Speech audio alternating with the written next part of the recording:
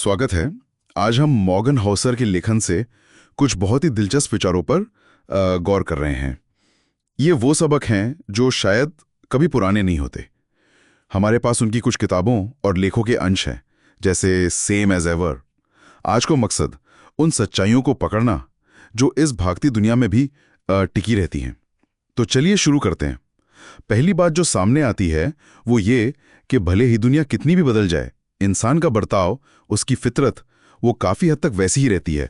बिल्कुल, जैसे Jeff Bezos ने एक बार वॉरेन बफेट से पूछा था। हाँ, वो किस्सा सुना है मैंने। कि उनकी निवेश रणनीति इतनी सरल है, फिर सब कॉपी क्यों नहीं करते?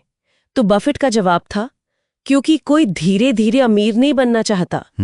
ये लालच, डर, उम्मीदें, ये भावनाएं आप देखिए हजारों सालों से हमारे फैसले चला रहे हैं। एक और उदाहरण है स्निकर्स कैंडी बार। वो 1960s में भी बेस्ट सेलर था, आज भी है। मतलब बाहरी चीजें बदलती हैं, पर इंसानी जरूरतें और इच्छाएं वो काफी स्थिर रहती हैं। ये दिलचस्प है। तो इसका मतलब है कि जो चीजें नहीं बदलती उन पर ध्यान देना शायद ज्यादा जरूरी है। लेकिन फिर कठिनाइयों का क्या? हाउसेल कहते हैं कि मुश्किल वक्त अक्सर तरक्की की वजह बनता है। हाँ, ये एक तरह का विरोधाभास जैसा है। आराम हमें आलसी बना सकता है, जबकि दबाव या जरूरत उससे नई खोजों को जन्म मिलता है। जैसे युद्ध के समय देखिए, तकनीक कितनी तेजी से आगे बढ़ती है, पर इसमें एक और पहलू है। अच्छी चीजें अक्सर बहुत धीरे धीरे होती हैं, इतनी धीरे कि हमें नजर ही नहीं आती, जबकि बुरी चीजें वो अचानक घट जाती हैं। मतलब कोई उदाहरण? जैसे अमेरिका में आइजनहावर के समय से देखिए, दिल की बीमारियों से होने वाली मौतों में कमी आई है, पर यह गिरावट बहुत धीमी रही है। करीब 1.5% सालाना 6 दशकों तक चली। ये धीमी प्रगति है, इसकी कोई हेडलाइन नहीं बनती। लेकिन कोई बड़ा आर्थिक संकट या कोई महामारी वो अचानक आती है और सबका ध्यान खींच लेती है। तो धैर्य रखना अहम हो गया। जैसे वो निवेश में कंपाउंडिंग। बिल्कुल, छोटे छोटे लाभ मिलकर समय के साथ बहुत बड़े हो जाते हैं। बिल्कुल, जैसे एक छोटा सा स्नोबॉल पहाड़ी से लुढ़कते हुए विशाल बन जाता है। और यहीं पर एक और संतुलन साधना पड़ता है, उम्मीद और यथार्थ के बीच का संतुलन। हाउसेल बिल गेट्स और एडमिरल स्टॉकडेल का जिक्र करते हैं। स्टॉकडेल पैराडॉक्स यही है, ये अटूट विश्वास रखना कि आप अंततः सफल होंगे, लेकिन साथ ही अपनी मौजूदा मुश्किल परिस्थितियों का पूरी ईमानदारी से सामना करना। सिर्फ अच्छी अच्छी बातें सोचना काफी नहीं है, मुश्किलों को पहचानना भी जरूरी है। और ये जो परफेक्शन है, मतलब हर चीज को एकदम सही करने की धुन, उसके बारे में क्या हाउसेल का मानना है कि ये असल में हमें काम करने से रोकती है। सही बात है, क्योंकि उत्कृष्ट अक्सर अच्छा का दुश्मन बन जाता है ना? एकदम सही करने के चक्कर में हम कई बार शुरुआत ही नहीं कर पाते। असर में ज्यादातर सफलता पर्दे के पीछे की गई कड़ी उबाऊ मेहनत का नतीजा होती है। अगर कोई चीज बहुत आसान लग रही है तो शायद उसका असर भी उतना टिकाऊ ना हो। शॉर्टकट अक्सर खतरनाक होते हैं। जैसे वो डोनर पार्टी की कहानी है। सुना है। जिन्होंने एक कथित शॉर्टकट लिया और भयानक मुसीबत में फंस गए। कठिनाई सिस्टम में कोई खराबी नहीं, बल्कि उसका हिस्सा है, एक तरह से फीचर है, बग नहीं। ये जो अनदेखी मेहनत की बात है, ये मुझे एक और जरूरी चीज की तरफ ले जाती है, जिसके बारे में हाउसेल लिखते हैं, वो जोखिम जो हमें दिखाई ही नहीं देते। हाँ, बिल्कुल। सबसे बड़े झटके अक्सर वहीं से आते हैं जिनके बारे में हमने सोचा ही नहीं होता। कौन सोच रहा था एक वैश्विक महामारी के बारे में या सप्लाई चेन के अचानक टूटने के बारे में? सही बात है। इसलिए भविष्य बताने से ज्यादा जरूरी है लचीलापन बनाना, ताकि हम अनजाने झटकों को झेल सकें। तैयारी जरूरी है, भविष्यवाणी नहीं। और एक और अनदेखी ताकत है प्रोत्साहन, इंसेंटिव्स। ये इतने शक्तिशाली हो सकते हैं कि अच्छे लोग भी अजीब व्यवहार करने लगते हैं। सोचे, अगर किसी सेल्स पर्सन को सिर्फ एक खास प्रोडक्ट बेचने पर भारी कमीशन मिलता हो, तो क्या वो हमेशा वही सलाह देगा जो ग्राहक के लिए सबसे अच्छी हो? शायद नहीं। प्रोत्साहन अक्सर तर्क और नैतिकता पर भारी पड़ जाते हैं। ये तो सोचने वाली बात है। क्या हमारा अपना अनुभव, हमारा तजुर्बा हमें सही रास्ता दिखाता है? क्योंकि अक्सर हमें लगता है ना कि हमने जो जिया है वही पूरी सच्चाई है। अनुभव हमें समझ देता है, ये तो है, पर वो हमें एक खास चश्मे से दुनिया देखने पर मजबूर भी कर सकता है। हमारे अनुभव हमारे जोखिम और मौके को आंकने के तरीके को बायस कर सकते हैं।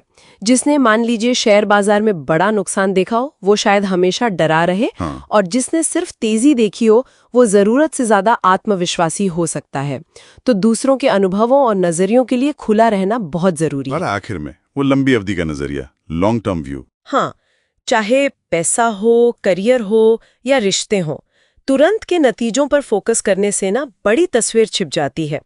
कंपाउंडिंग का जादू वो समय के साथ ही काम करता है, उसके लिए सब्र चाहिए, और सिर्फ टिके रहना काफी नहीं है। हाउसेल कहते हैं कीप रनिंग, मतलब लगातार सीखते रहना, बदलते रहना, आगे बढ़ते रहना जरूरी है। तो कुल मिलाकर हाउसेल के विचारों से ऐसा लगता है कि बाहरी बदलावों पर बहुत ज्यादा ध्यान देने के बजाय इंसानी स्वभाव की जो स्थायी सच्चाइयां हैं, कठिनाई से सीखना है, उम्मीद और यथार्थ में संतुलन बनाना है, अनदेखे जोखिमों और प्रोत्साहनों को समझना और लंबी अवधि का नजरिया रखना, शायद इसमें ज्यादा समझदारी हो सकती है। हाँ, संक्षेप में कहें तो इस लगातार बदलती दुनिया में स्थिरता पाने का एक तरीका ये है कि हम उन चीजों पर ध्यान दें जो कभी नहीं बदलती, यानी हम खुद, इंसान, हमारा व्यवहार, हमारी भावनाएं। ये किताब असल में जिंदगी, सफलता और चुनौतियों को लेकर काफी व्यवहारिक सबक देती है। सही कहा। तो हमारा मकसद क्या है कि इन विचारों की तह तक जाएं और वो बातें निकालें जो शायद हमें सच में आगे बढ़ने में मदद कर सके। हाँ, कुछ प्रैक्टिकल नुस्खे। बिल्कुल। तो चलिए शुरू करते हैं।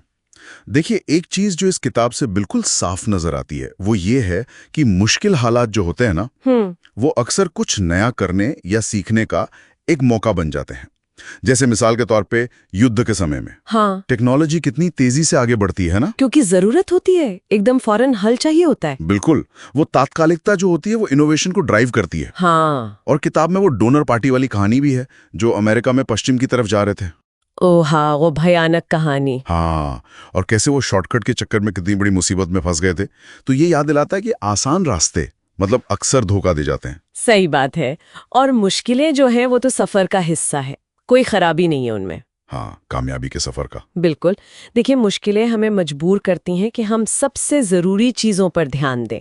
और जैसा आपने कहा डोनर पार्टी वाला उदाहरण, वो दिखाता है कि मुश्किलों से भागना अक्सर हमें और बड़ी मुश्किल में डाल सकता है। सही। और एक और बात, सफलता बाहर से देखने में जितनी आसान लगती है ना, हाँ, लगती तो है, अंदर से उतनी ही उसके पीछे बहुत संघर्ष होता है जो दिखाई नहीं देता। हाँ, वो अदृश्य मेहनत। बिल्कुल। और बदलते वक्त के साथ खुद को ढालना वो भी बहुत जरूरी है। पीटर प्रिंसिपल का जिक्र भी है किताब में। हाँ, वो क्या है, जरा समझाएंगी? वो ऐसी स्थिति है जहाँ लोग प्रमोशन पाते पाते एक ऐसे लेवल पे पहुंच जाते हैं जहाँ वो उस काम के लिए उतने काबिल नहीं होते, तो फिर वो अटक जाते हैं। अच्छा। इसीलिए लगातार सीखते रहना और बदलना बहुत जरूरी है। तो सार ये है कि मुश्किलों को स्वीकारना और कोशिश करते रहना, यही तरीका है आगे बढ़ने का। और ये आगे बढ़ना भी कोई सीधी लाइन नहीं होती है ना। किताब एक और बड़ी दिलचस्प बात कहती है। क्या? कि अच्छे नतीजे अक्सर धीरे धीरे आते हैं, उनमें वक्त लगता है, पर जो बड़ी मुसीबतें होती हैं वो एकदम से आ जाती हैं, अचानक। जैसे आइजनहावर के समय में अमेरिका में दिल की बीमारियों से मौतें कम हुई, पर ये गिरावट बहुत धीमी थी, सालों लग गए। हाँ, ये बिल्कुल सही पॉइंट है। और दूसरी तरफ कंपाउंडिंग की ताकत, चक्रवृद्धि, हाँ, उसकी बात भी है। छोटे छोटे कदम मिलकर कैसे वक्त के साथ बड़ा असर डालते हैं, जैसे विकास होता है या फिर लगातार पैसे बचाना। लेकिन इसका उल्टा भी उतना ही सच है। बड़ी समस्याएं भी अक्सर छोटी छोटी चीजों से शुरू होती हैं जिन्हें हम नजरअंदाज कर देते हैं। अच्छा। और यहीं पर दूर की सोच रखना बहुत जरूरी हो जाता है। हाँ, लॉन्ग टर्म व्यू। बिल्कुल। अगर हम सिर्फ आज करके आंकड़ों को देखेंगे तो असली तस्वीर अक्सर छिप जाती है। कंपाउंडिंग की ताकत चाहे अच्छी हो या बुरी, वो लंबे समय में ही दिखाई देती है। तो इसके लिए सब्र चाहिए। हाँ, सब्र और स्थिरता, लगातार टिके रहना। तो सबक यही है कि असली तरक्की धीरे धीरे टुकड़ों में होती है। एकदम से नतीजों के पीछे भागने से अच्छा है कि हम स्थिर रहें। सही बात है। अच्छा, तो ये तो हुई नजरिया और धैर्य की बात। अब जरा मानसिकता पर आते हैं। किताब इस बारे में क्या कहती है? एक बड़ा आइडिया मुझे लगा वो उम्मीद और सच्चाई के बीच संतुलन बनाने वाला। हाँ, वो बहुत जरूरी है। जैसे बिल गेट्स के बारे में कहा जाता है कि वो हमेशा सबसे बुरे के लिए तैयार रहते हैं पर उम्मीद अच्छे की रखते हैं। या फिर वो स्टॉकडेल पैराडॉक्स। हाँ, एडमिरल स्टॉकडेल वाला। हाँ, वियतनाम युद्ध के कैदी कि मुश्किल हालात में भी सच्चाई का सामना करो, पर यह विश्वास रखो कि अंत में सब ठीक होगा, आप निकल आओगे। बिल्कुल। ये संतुलन कि आप सच्चाई को देखें पर उम्मीद न छोड़ें, बहुत शक्तिशाली विचार है ये। और इसी से जुड़ा एक और पॉइंट है परफेक्शनिज्म को लेकर, मतलब हर चीज एकदम परफेक्ट करने की चाहत। हाँ, वो तो बहुत लोगों में होती है। किताब कहती है कि ये असल में एक तरह की रुकावट बन सकती है। कभी कभी थोड़ी गलतियों की प्रयोग करने की गुंजाइश छोड़ना, उसे उपयोगी खामी कहा गया है। अच्छा, उपयोगी खामी। हाँ, मतलब वो खामी जो असल में फायदेमंद हो, वो नई सोच को, क्रिएटिविटी को जन्म देती है। दिलचस्प। और इंसानी बर्ताव, उसके पीछे क्या होता है? किताब में इंसेंटिव्स यानी प्रोत्साहनों की बात है। हाँ, ये बहुत बड़ा फैक्टर है कि ये हमें कैसे काम करने पर मजबूर करते हैं, पर कभी-कभी ऐसे छिपे तरीकों से कि पता भी नहीं चलता। वो जेसन ज़्विग का जिक्र है। हाँ, कि कैसे ये प्रोत्साहन हमारे तर्क और मूल्यों पर भी हावी हो सकते हैं। बिल्कुल। हाँ, और ये इस बात से भी जुड़ता है कि हमारे अपने जो अनुभव होते हैं वो हमारी समझ तो बनाते हैं पर साथ ही पूर्वाग्रह भी पैदा कर देते हैं। हाँ, मतलब हम दुनिया को अपने ही चश्मे से देखने लगते हैं। बिल्कुल। और किताब हसल कल्चर पर भी सवाल उठाती है, मतलब वो हर वक्त बस कड़ी मेहनत करते रहने का जुनून। हाँ, आजकल बहुत चर्चा में है ये। किताब आगाह करती है कि सिर्फ मेहनत करना काफी नहीं है, स्मार्ट तरीके से काम करना ज्यादा असरदार होता है। तो कुल मिलाकर देखें तो संदेश ये है कि सपनों को हकीकत से जोड़ें, थोड़ी बहुत कमियों को स्वीकार करें, अपनी और दूसरों की प्रेरणाओं को समझें और सिर्फ खटने के बजाय असरदार काम करने पर ध्यान दें। अच्छा, अब भविष्य को लेकर किताब का क्या कहना है? क्या सब अच्छा ही होगा? एक तरह का सतर्क आशावाद है, मतलब उम्मीद रखो कि तरक्की होगी, पर ये मत सोचो कि ये तुम्हारे टाइमलाइन पर या आसानी से हो जाएगी। अच्छा, मतलब उम्मीद रखो पर यथार्थवादी भी रहो। हाँ, बिल्कुल। नई संभावनाओं के लिए तैयार रहो, पर ये भी समझो कि बड़ी चीजें रातों रात नहीं होती, उनमें वक्त लगता है। तो अगर हम इन सारी बातों को समेटें तो निचोड़ क्या है? शायद यही कि असली तरक्की के लिए मुश्किलों को स्वीकारना होगा, सब्र रखना होगा। हाँ, और एक संतुलित सोच रखनी होगी। और लगातार बदलते रहना होगा, सीखते रहना होगा। असली कीमत उस लगातार कोशिश में है जो अक्सर किसी को दिखती नहीं है। बिल्कुल सही। और एक आखिरी सवाल जो शायद सोचने पर मजबूर करता है इन सब बातों से जुड़ा हुआ। हाँ, बताइए। वो ये है कि कहीं ऐसा तो नहीं कि कुछ अनदेखे प्रोत्साहन, कुछ छिपे हुए लालच जिनका जिक्र था, हमारे अपने अनुभवों और हमारे फैसलों को, मतलब मुश्किलों या कामयाबी को देखने के हमारे नजरिए को चुपके से बदल रहे हों? ये सोचने वाली बात है। हाँ, कि क्या हमारी राय वाकई हमारी अपनी है या कहीं ना कहीं इन बाहरी ताकतों का नतीजा है? इस पर जरूर सोचना चाहिए। मिलते हैं। हाँ, बिल्कुल। हमारा मकसद है उन बुनियादी सच्चाइयों को समझना जो इस लगातार बदलती दुनिया में भी आप देखें तो टिके रहते हैं, और ये भी कि हम चुनौतियों को, तरक्की को, अपनी उम्मीदों को कैसे बेहतर समझ सकते हैं। तो चलिए खोलते हैं इन विचारों को। हौसले कमाल की बात कहते हैं कि अक्सर मुश्किल हालात, मतलब तनाव जो होता है, वही नई सोच को जन्म देता है। हाँ, जैसे जंग के दौरान हमने देखा तकनीक कितनी तेजी से बढ़ी। शायद दबाव हमें ज्यादा फोकस्ड और क्रिएटिव बनाता है। ये दिलचस्प है। और ये सिर्फ बाहरी दबाव की बात नहीं है ना? कभी कभी वो जो परफेक्ट बनने की धुन होती है वो भी एक रुकावट बन जाती है। हाउसल ने जिसे हेल्पफुल इनएफिशिएंसी कहा है, मतलब गलतियों के लिए, एक्सपेरिमेंट्स के लिए थोड़ी जगह छोड़ना। असल में तो यही चीज है जो रचनात्मकता को पनपने देती है। सही कहा। ये उस विचार से जुड़ा है कि भाई जो सार्थक प्रगति है वो मुश्किल होगी ही, it's suppose to be hard. और शॉर्टकट अक्सर भारी पड़ते हैं। वो डोनर पार्टी वाला किस्सा याद है ना? हाँ। कैसे आसान रास्ते की तलाश तबाही ले आई थी। हाँ, बिल्कुल। और कामयाबी अक्सर बाहर से जितनी आसान लगती है ना, असल में वो उतनी मुश्किल और थकाऊ होती है। Harder than it looks and not as fun as it seems. वो जो ना दिखने वाली मेहनत है, उबाऊ काम, उसी में असली बढ़त छुपी है। अच्छा, इसी छुपी हुई मेहनत से जुड़ा एक और पहलू है, ये धीमी जीत और अचानक आने वाले खतरों का। मतलब अच्छे नतीजे तो धीरे धीरे आते हैं, जैसे आइजनहावर के टाइम पे वो हार्ट डिजीज रेट्स कितने दशकों की कोशिश के बाद गिरे। हाँ, बिल्कुल। और दूसरी तरफ मुसीबतें, वो तो अचानक आ जाती हैं। तो यहां धैर्य, पेशेंस बहुत जरूरी हो जाता है। हाँ, और ये सीधे सीधे कंपाउंडिंग के सिद्धांत से जुड़ता है, वो स्नोबॉल वाला आइडिया, छोटे लगातार प्रयास समय के साथ वो मतलब आश्चर्यजनक रूप से बढ़ जाते हैं। लेकिन इसमें एक पेंच है, जोखिम। जोखिम वो है जो हमें दिखता नहीं। Risk is what you don't see.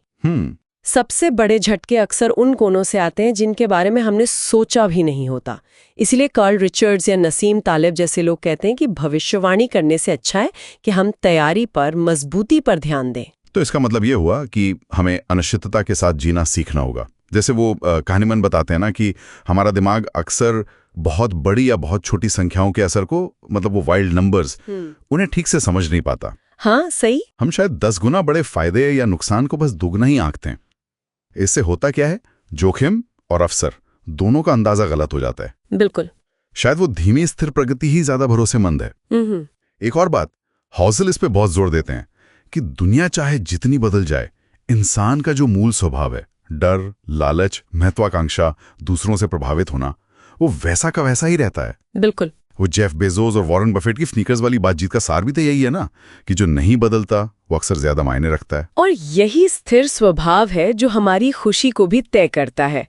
खुशी असल में बाहरी हालात से ज्यादा हमारी उम्मीदों पर टिकी होती है। Expectations in reality. अगर उम्मीदें यथार्थवादी हों, कम हो, तो संतोष मिलना ज्यादा आसान है। खासकर आज के सोशल मीडिया के दौर में तो ये और भी सच है, जहां तुलना कभी खत्म ही नहीं होती। और प्रोत्साहन यानी इंसेंटिव्स, ये भी एक जबरदस्त पर छिपी हुई ताकत है। ये हमारे व्यवहार को शायद तर्क या उसूलों से भी ज्यादा ड्राइव करते हैं। ये समझना कि हमें और दूसरों को असल में क्या चीज मोटिवेट करती है, ये बहुत अहम है। बिल्कुल। और साथ ही हमारा अपना तजुर्बा, वो नाउ यू गेट इट वाली फीलिंग, दुनिया को समझने में मदद तो करता है बेशक, पर वो हमारे नजरिए को सीमित भी कर सकता है, बायस्ड बना सकता है। ये मानना जरूरी है कि हमारा अनुभव ही पूरी सच्चाई नहीं है। दूसरों के नजरिए के लिए भी जगह रखनी चाहिए। और जिंदा रहने के लिए, कामयाब होने के लिए, हौसल कहते हैं, लगातार बदलते रहना होगा। अनुकूलन, कीप रनिंग। हाँ, चाहे वो नेचर में एवोल्यूशन हो या बिजनेस, जो रुक गया वो पिछड़ गया।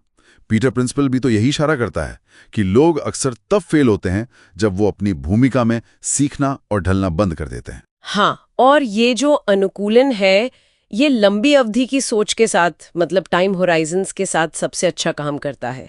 कंपाउंडिंग की ताकत दिखने में वक्त लगता है, सब्र चाहिए उसके लिए। अक्सर हम क्या करते हैं, तुरंत मिलने वाले छोटे फायदों के लिए भविष्य की बड़ी संभावनाओं का सौदा कर लेते हैं। और एक आखिरी बात, ये भी बड़ी दिलचस्प है, कभी कभी बहुत ज्यादा कोशिश करना, ट्राइंग टू हार्ड, वो भी नतीजों को बिगाड़ सकता है। जटिलता अक्सर हमें लगता है कि बड़ी काबिलियत है, बहुत कुछ हो रहा है, जबकि शायद आसान रास्ता ज्यादा असरदार हो। सही कहा। तो इन सब विचारों को अगर समेटें तो क्या सबक निकलता है?